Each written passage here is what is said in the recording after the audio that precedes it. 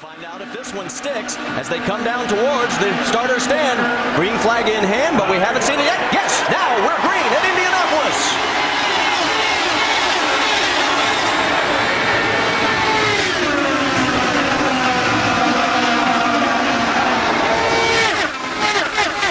Oh, we've got a crash in the short shoe. Two cars into the wall. And it looks like one of them might be Marco Andretti. That the other car, which I believe might have been Marco Andretti, was there. Yes, it was Marco, and you can see that he also had contact with the wall. So put that directly on Mario Marias. Now watch up front. Marco's doing a great job on the high side. They're on the gas in the short chute. His spotter should have told him that Marco was coming up on the high side. You just can't be moving around like that. Absolutely, definitely not Marco's. He got into his rhythm really quickly. So I think Paul has a call. Oh, and we've got another crash here at the Indianapolis Motor Speedway. And that is the 21. Ryan Hunter-Reay is actually all the way into the pit lane right now. So that came off of turn 4. Now this is turn 4 that we're looking on. They both look just a little bit high. And I'm not sure that there's any problem there, with the exception, Eddie, that he's just off of line and just a little bit high getting through the turn. And he got up into that gray area, and it just got out from underneath him. To me, it looks like he's just too high. Like you said, I didn't really see Foyt slow down. Maybe it happened early on and we didn't see it, but high last year, the same thing happened. High in 4 is a bad place to be, and that's probably I think one of the worst areas to have an accident. Let's go on the onboard. I listened to his throttle at the same time.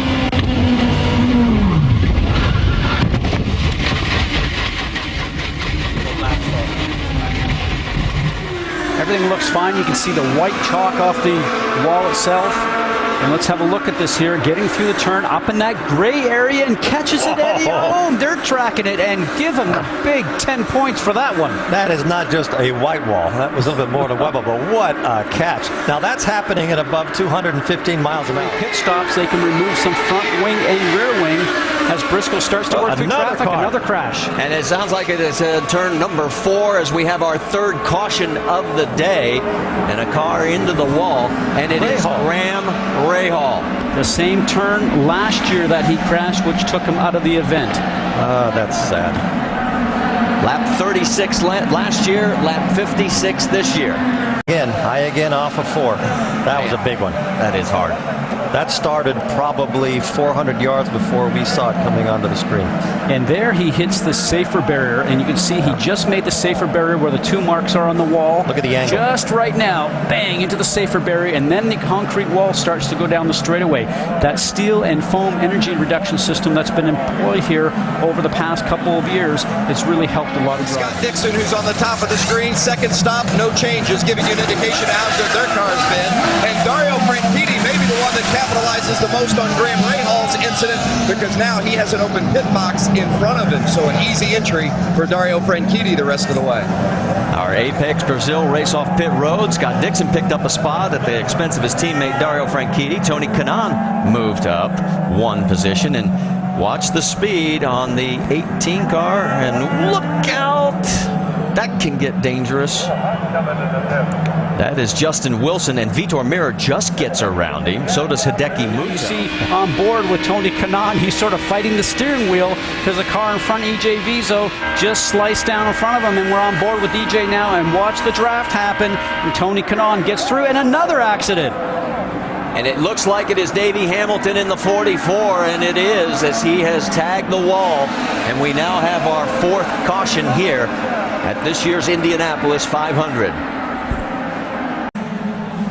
There again on the high side, Eddie, we've seen this so many times before, and making room for the cars from behind. And as soon as you get off that black area, which is where all the rubber is down on the racetrack and where the grip is, you get up into that gray, and then you just get sucked in and right into the wall.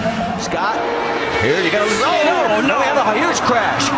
And a second contact, and it looks like it is Tony Kanaan. That was a big one. The 7-11 of Tony Kanaan into the wall hard for the 2nd year in a row. And I don't know what happened in this one, guys, because when we saw it, he had already made the first contact.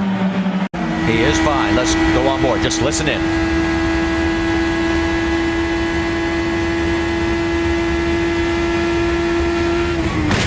wrong. Something broke on the car. Something absolutely broke and put the here's car the to bad wall. hit. Absolutely. Yeah, the second hit was even worse. Take another look. Well, that's the end of it right there. It could be a drive shot. It just turned sharp right. Yeah. This guy just has no luck at all here. And we have another yellow for... Well, it looks like there may be a slight contact, perhaps. I was looking at the back of Nelson Philippe's car, and it looked like maybe the right side rear. Now, don't forget that he hit the wall earlier on, and then maybe he did some damage when he did that. We talked about that before, Eddie, that sometimes you can go and hit the wall and then come back 10, 20, 40 laps later. But now we can see that he's off the groove again, like we've seen so many times today for so many drivers. And he gets up into the gray, and he just walks the race car up the track and hits the wall. That's not brushing the wall. And if you think about it, you're going 225 miles an hour. That is not brushing the wall. If you were testing, you would come in immediately, and you'd come into the pits slowly. And say, let's take a break. Yeah, let's take a break. I got to be leaking fuel. And the other side of that, Eddie, and we talk about a fuel spill. Here we have it right now with the 14 car. Look where Tracy's at. He's fourth. Vitor Mira is in trouble there as they had that fire and quickly have extinguished it. And because we saw this for Franchitti, there might be the same situation here. Everybody is in a hurry to make the fastest pit stop because it's getting close to the end of the race. And here is what the fire looked like. As you can see, that is the ethanol, and boy. And you can see the Buckeye over here on your left-hand side of the screen and the spring. That is all from the inlet nozzle that goes in to put the fuel into the tank. So no doubt the car was leaving before that had been pulled out completely. Now the process is somebody tells him to go. Let's go to Jack.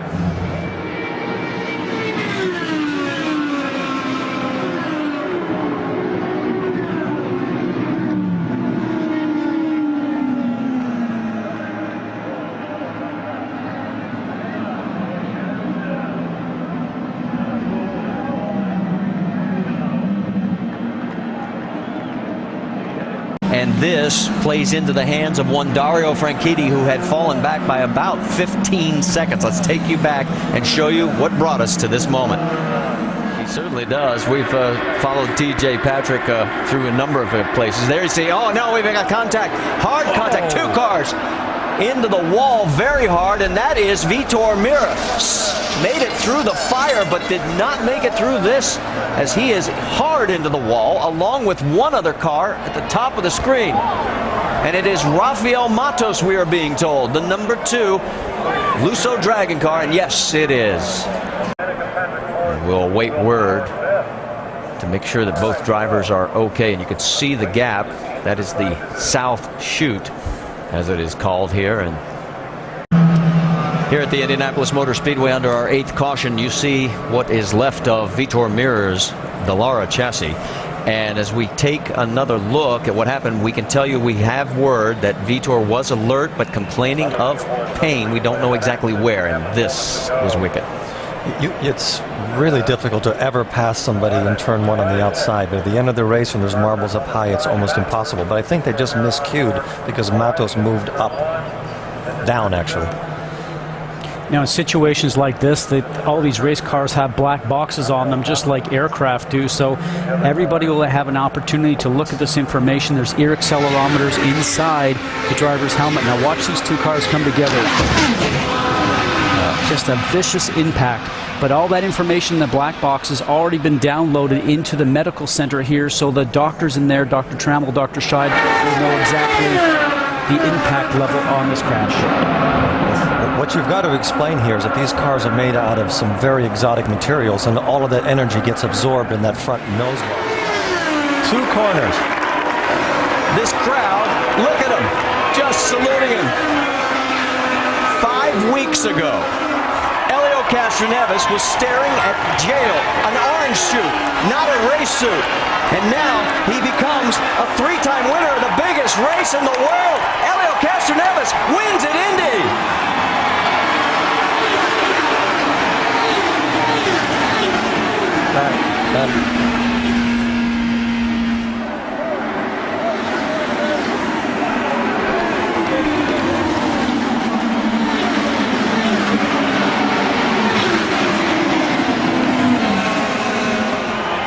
Just go, clue what's going on. There we go. Now it's complete. Listen to the crowd.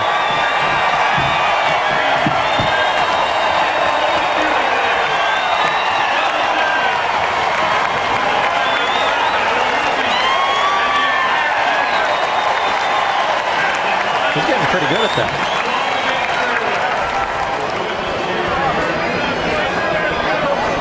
Midwinter, no one would have thought this would taste as sweet as it does today for Elio Castroneves. A three-time Indy 500 champion. Well, a little over a month ago, came back after being sidelined. And now gets a chance to visit with his own thoughts. Elio, can you put into words what you're feeling right now? This is incredible. His mom is here in Victory Lane.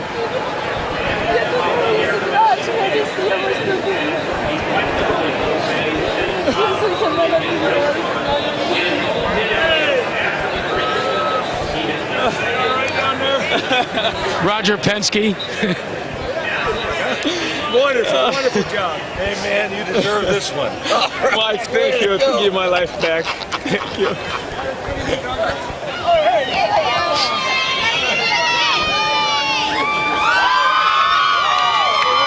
And now to the cheers and the accolades. Elio Castroneves, a three-time Indianapolis 500 champion, and I didn't have to make you cry. Winning made you cry. I'm sorry. I'm really sorry. I think my tears speak for everything. You know, what a great team. I just have to thank first of all, Lord, to give me this opportunity to be strong, to have a family that I have, and obviously I have to thank Roger, Team Penske, Cindric, my guys. Philip Morris, obviously all the associates, Verizon, and everybody, because they gave my life back. And I'm here today because of those guys. And obviously fans, you guys don't understand. You guys kept me strong. You guys are the best. Thank you so much. I'm honored to have fans like you. Thank you so much. Let's celebrate now. Yeah, baby.